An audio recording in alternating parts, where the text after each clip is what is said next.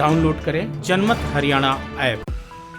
कृषि कानूनों के विरोध में चल रहे आंदोलन के नेता हताशा में युवाओं का भविष्य दांव पर लगा रहे हैं। सरकार में बैठे लोग और बीजेपी के नेता भले ही बार बार यह कह रहे हों कि आंदोलन अब किसानों का नहीं रह गया है और विपक्षी दलों के नेताओं के इशारे पर आंदोलनकारी अराजक तत्वों को प्रोत्साहन दे रहे हैं, जिसके चलते वो बीजेपी नेताओं का रास्ता रोक रहे हैं, उनकी गाड़ियों पर हमले कर रहे हैं, जिससे कि बीजेपी नेताओं का निकलना दुभर हो गया है। आंदोलनकारियों ने जब विधानसभा उपाध्यक्ष रणबीर गंगवा पर पथराव किया तो प्रदेश गृह मंत्री अनिल विज को भी गुस्सा आ गया। यह स्वाभाविक था।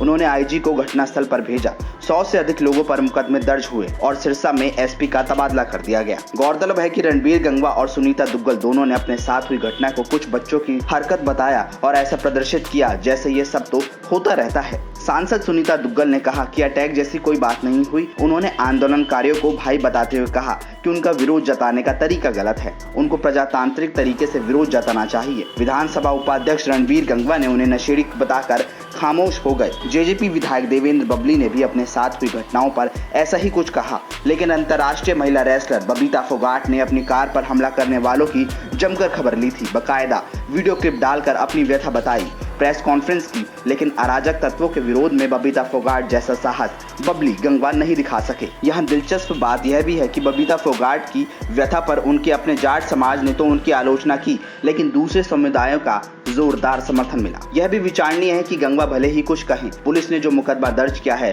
उसमें गंभीर धाराएं भी हैं। जब मुकदमा चलेगा तब उसका दंश आंदोलनकारी युवाओं को झेलना ही होगा और आंदोलन के नेता जो हरियाणा विशेष रूप से मध्य हरियाणा में युवाओं को भारतीय जनता पार्टी और जननायक जनता पार्टी के नेताओं का विरोध करने के लिए प्रेरित कर रहे हैं, प्रोत्साहित कर रहे हैं, वो उनके काम नहीं आएंगे। वैसे ही जाट आरक्षण आंदोलन में जेल में बंद या मुकदमा झेल रहे युवाओं की सुध लेने यशपाल मलिक नहीं आते। भले ही हिंसा करने वाले युवाओं की अभी गिरफ्तारी नहीं हो रही है, लेकिन पुलिस मुकदमा तो दर्ज ही कर रही है और मुकदमा तो चलेगा। यदि सरकार या शिकायतकर्ता मुकदमा वापस लेना भी चाहें और कोर्ट चला जाए तो न्यायालय मुकदमा वापसी की प्रक्रिया को रोक भी सकता है। जाट आरक्षण आंदोलन के दौरान ऐसा हो चुका है, फिर सरकार मुकदमा वापस लेगी क्यों? वह ऐसा करके अपने एक बहुत बड़े समर्थक वर्ग को नाराज क्यों करेगी जो उसे सत्ता में लाया है? स्पष्ट है कि आगे चलकर परेशानी उन युवाओं को आएगी जिनका उपयोग आंदोलन के नेता कर रहे हैं। ब्यूरो रिपोर्ट, जनमत हरियाणा।